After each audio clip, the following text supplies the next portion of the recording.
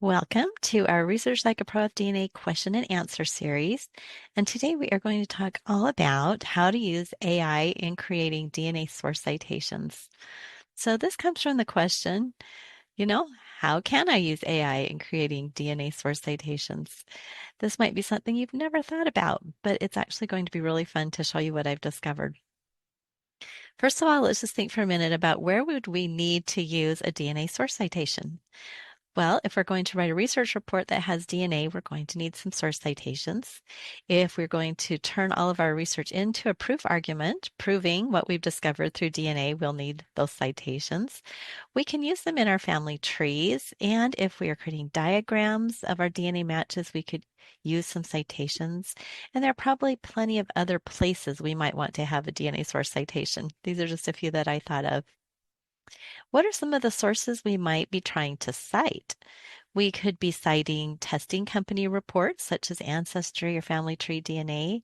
Maybe we are citing something that's educational, like a book, article, or blog post showing that we have checked with an expert to give us some information about something related to DNA. We are always citing online trees. We could be citing a diagram of DNA matches that we've created. It could be a DNA match comparison or an ethnicity estimate. Maybe we've used a third-party tool like Gephi, Graphing, or Genetic Affairs or GEDmatch, and we want to use some of the information or reports in our report or other information or other products. And we might be needing to cite our shared Sun American project relationship probabilities. So we do have a lot of different sources that we might want to cite when it comes to DNA. Now, the challenges with creating DNA source citations are many. For instance, we may have a lot of DNA matches that we want to cite. Perhaps we're using, say, 20 DNA matches in our report, and that's a lot of citations to have to create. And we also have a lot of data that goes into DNA.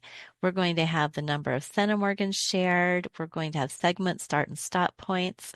We'll have a lot of names and percentages and numbers, and it's so easy to mistype and perhaps get something wrong there. So, how could AI help us? Well, AI is very good at reading data that we give it and then filling in a template. And it can quickly create those tedious DNA citations where you are having to fill in a lot of numbers. So, let me show you a couple of steps that will guide you through this. Step one is to have some templates created for DNA source citations. So you'll want to think about the types of DNA sources that you typically use, and then you'll create a template for each one of those sources. And you can think of the 5 questions. These are the basic questions we use for creating any kind of a source citation. Who created the source? What is it? Where is it? When is it? Wherein is it? So these are the types of questions that will help us to capture all the information we need for a DNA source citation. And when we've thought about what we want to have in our citation, then we can create something like this. This is in a Google Sheet and it's a source citation template.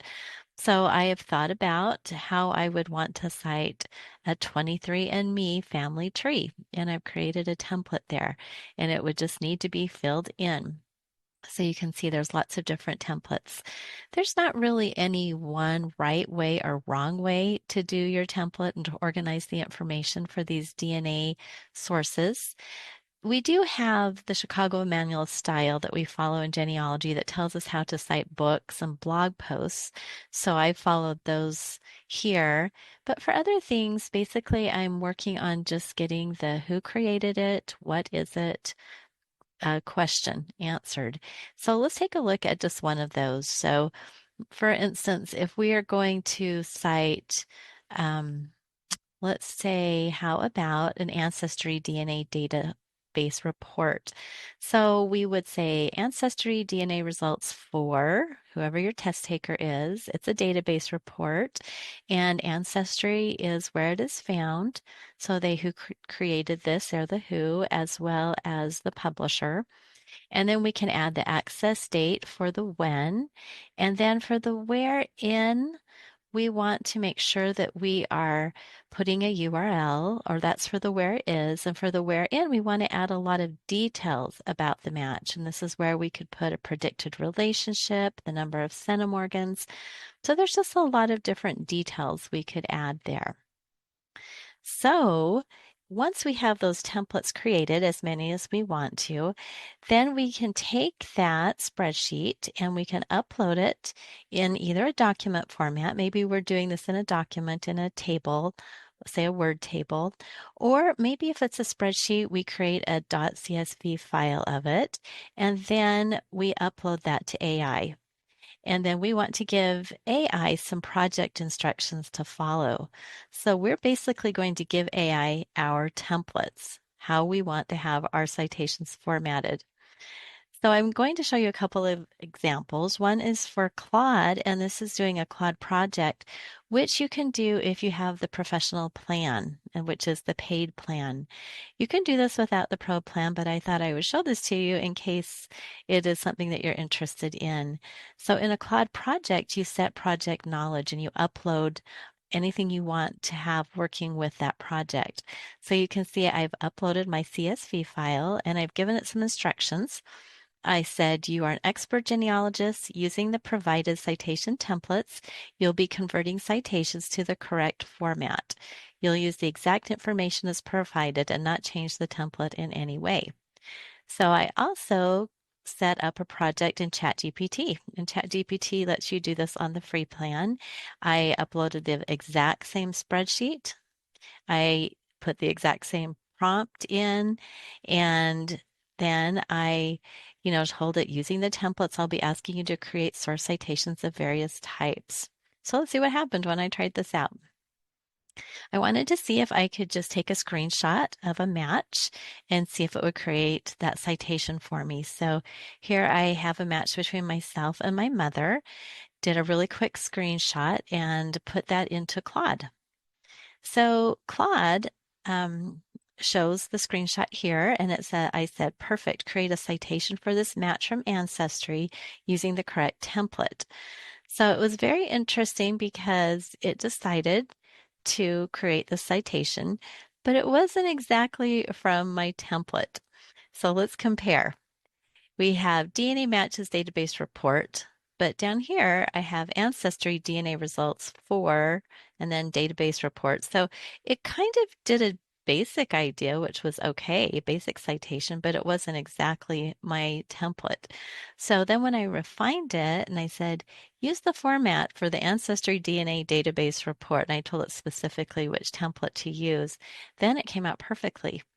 And I had given it the access date. And so nice to have that done with all the names filled in correctly and to have the exact amount of centimorgans shared in and the segments and the amount of DNA. So this was a pretty fast way. Now, once AI has this in its memory, or it's decided which template it's going to use, I could continue to screenshot and add information about other matches.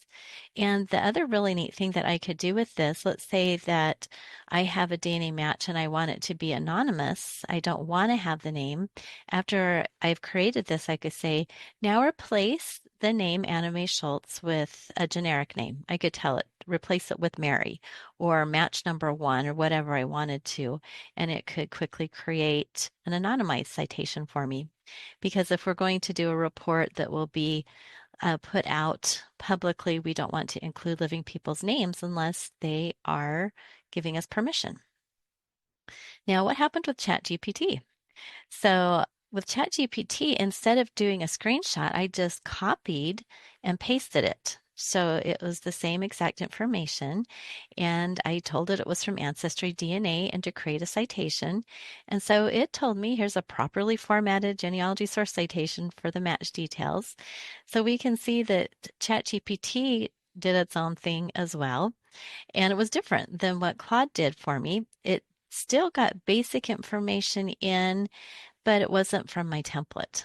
So you can see here that it doesn't say Ancestry DNA results for Diana Elder. It has the match here. So I could use this, but I really wanted to follow my template because in my report, I want to have all my citations be consistent and be formatted the same way. So when I told ChatGPT to look at the template for Ancestry DNA database report and use that, then it did check the template and then it formatted it correctly. And so now you can see that it did a good job and it put it in there and did a better job on that one. So even though we have templates, we still have to check them out when we get the response from AI. And you will notice that even though in my template I wanted it to actually tell me how much DNA was shared, ChatGPT just kind of ignored that and left that off, whereas Claude did include that. So um, it's just it's an interesting exercise to try out and see what happens when you add AI. So, tips and takeaways. AI is really great as a coworker. Can really help you to get something done that's sort of a tedious task, but you will want to create your own templates and have it um, use those so that everything will be consistent. And then always double check and request any changes that you need. And it might make it so that you go back and tweak your templates a bit. You know, sometimes our templates change based on our needs, but it's a good way to get started in doing some source citations with our DNA. So thank you.